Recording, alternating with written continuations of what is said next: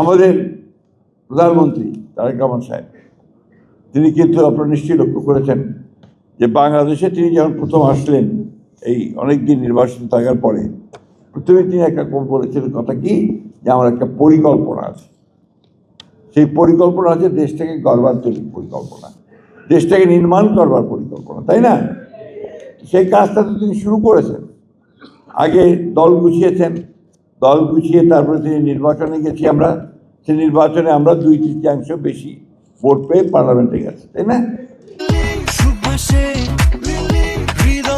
Shea butter ও ভিটামিনে সমৃদ্ধ lily beauty soap, তারুণ্যময় উজ্জ্বল ত্বকের জন্য।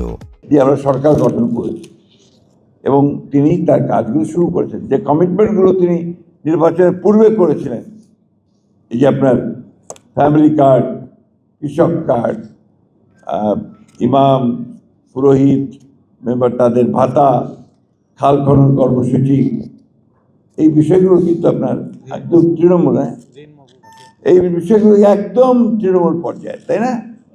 এই কাজগুলো কিন্তু শুরু করেছেন। আর প্রথমবার এসে প্রথম ক্যাবিনেট মিটিংয়ে তিনি 10,000 টাকা পর্যন্ত কৃষি ঋণ সুদ সহ মাফ করে দিতেন, মনে আছে আপনাদের?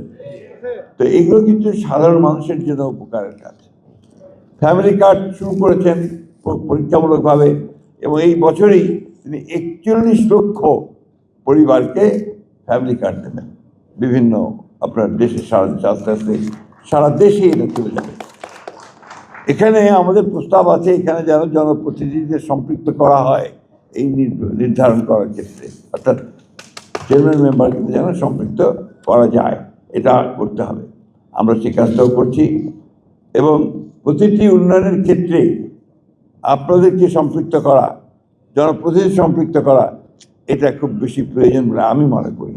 তা নাহলে শক্তিশালী হয় না। শুধু সরকারি কর্মকর্তা দিয়ে ইওনো সাহেব সব করবে, তাহলে আপনার স্থানীয় সরকার শক্তিশালী হবে না। এটা হচ্ছে বাস্তব কথা।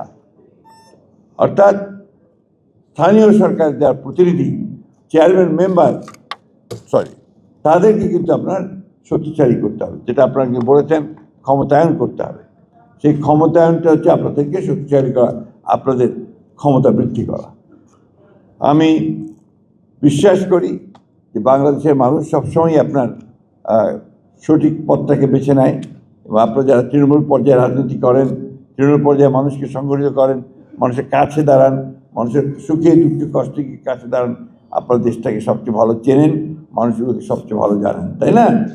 তো আমাদের একদিকে যেমন আমাদের মহিলাদেরকে ক্ষমতায়ন করতে হবে, অন্যদিকে শিক্ষা ব্যবস্থাটাকে আমাদেরকে এগিয়ে নিতে হবে।